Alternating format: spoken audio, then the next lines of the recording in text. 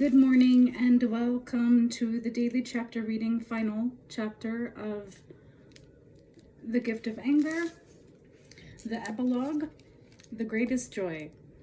My happy memories of my grandfather were ringing in my head on the day in 2015 when a 9-foot-tall bronze statue of him was installed in Parliament Square in London.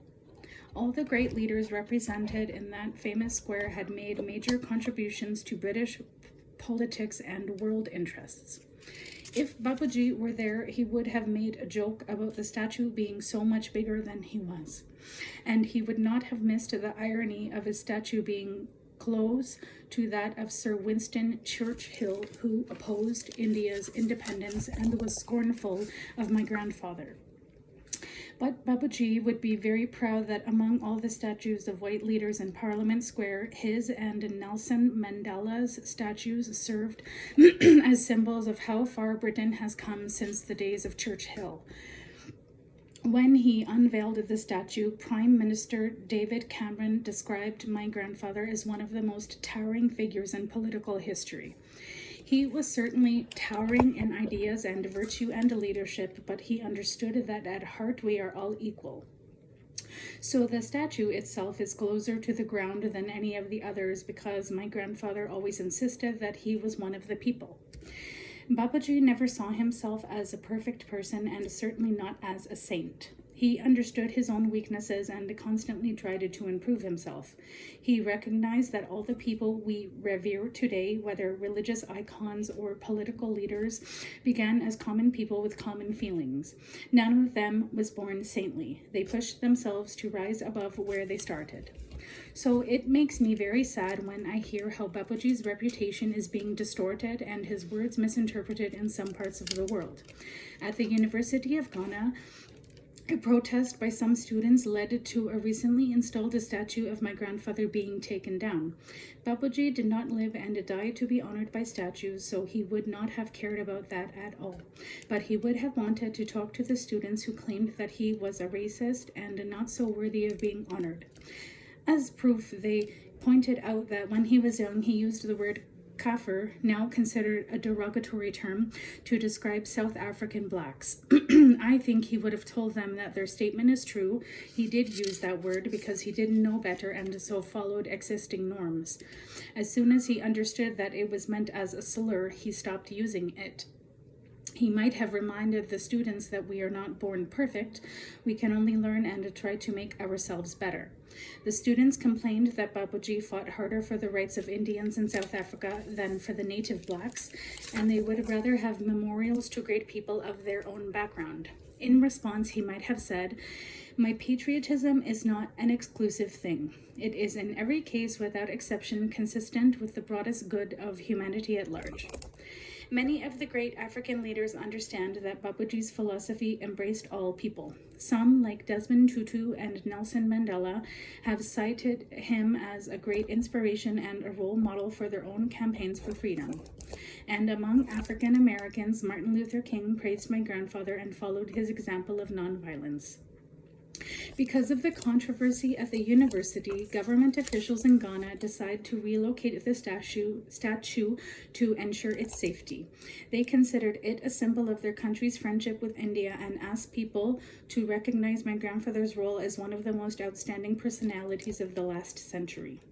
Other great figures from history have had their lives and actions similarly re-examined, and it's not a surprise when we find flaws in an admired hero. We make a mistake in trying to turn people into saints. We are all products of our time, of the politics and expectations of the day. Wise men like Babaji try to make a longer and broader view and see their actions in the flow of past, present, and future. As you look at the great sweep of history, it's easy to feel insignificant and wonder what influence you can possibly have. Throughout this book, I have told stories of individuals whose work has had an important impact on communities big and small, because I think we can each make a difference in the lives of the people around us. You just have to care enough to try. Anybody meeting my grandfather when he was young would not have predicted that he would affect so many people and become revered as the great Mahatma Gandhi. He was skinny and small and not an obviously powerful or charismatic leader. Even in his statue in Parliament Square, he is dressed in his usual humble Indian garb. Whether in real life or in stone, Babaji is a reminder that what really matters is the power of your beliefs and your willingness to pursue them. When I was at their ashram, my grandfather was always happy to talk to me about his own frailties and foibles, and he gladly told me about his early misadventures. One of the great ambitions of his life was to erase distinctions between people and acknowledge our interdependence. When he ran the Indian Ambulance Corps during the Boer War, he risked his own life to carry the gravely injured to the field hospitals, including the Zulus who were being massacred by the British. If not for him and the Indians who volunteered alongside him, the death toll of the Zulus would have been much higher. The scriptures of just about every religion advocate compassion, love, and respect for each other. People who don't believe in religion at all also understand those concepts as fundamental to any human interaction. Yet all of us too often forget those principles and believe only what's convenient. Real greatness comes when you can see the common humanity that we share and try to raise each other up rather than pull each other down. We all want happiness in our lives, and we sometimes think we will find it in material things and getting more and more at the expense of others. But happiness comes from a much deeper source. It comes from fighting for peace and justice for all people. Babaji displayed the deep calm and contentment that all of us dream of possessing. He didn't win every struggle, and he could not completely remake the world in the image that he imagined, but he remained fully engaged every day in making himself and the world better. Joy lays in the fight, in the attempt, in the suffering involved, he said, not in the victory itself. All of us can continue Babaji's fight for peace and justice and stand firm in the power of nonviolence. I truly believe that in following my grandfather's example, we can find for ourselves the greatest joy we are allowed on earth. Acknowledgments. It certainly took more than a village to raise me, so I have to express my gratitude to everyone, starting with my grandparents and parents for showing me the value of love, compassion, and understanding. To my two sisters, Sita and Ella, who were great companions and kept me buffered between them. To my late Wi-Fi, Sunanda, for giving me two wonderful children, Archana and Tushar, and the chance to practice some of the lessons learned.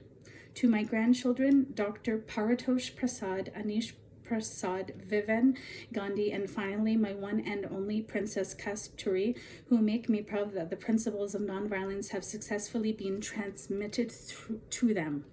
Of course, without my agents, Albert Lee and Jennifer Gates, I wouldn't be writing this acknowledgement. They blew me away by seeing the potential of this book. The role played by my editor, Mitchell Ivers, deserves way beyond a simple thank you. I will never be able to repay the debt of gratitude. Thank you to Kevin O'Leary for helping me build the foundation upon which this book stands. And to Janice Kaplan, I would never have been able to do this without you. You helped me find my voice on the page, and together we are planting seeds of peace in the world. A very big thank you to everyone at Evita's Creative Management, my literary agents, and Jetter Publishing, a division of Simon & Schuster, for all the assistance in making this dream come true. This has been a labor of love and compassion, and I hope these messages will change the lives of the readers as it did my life.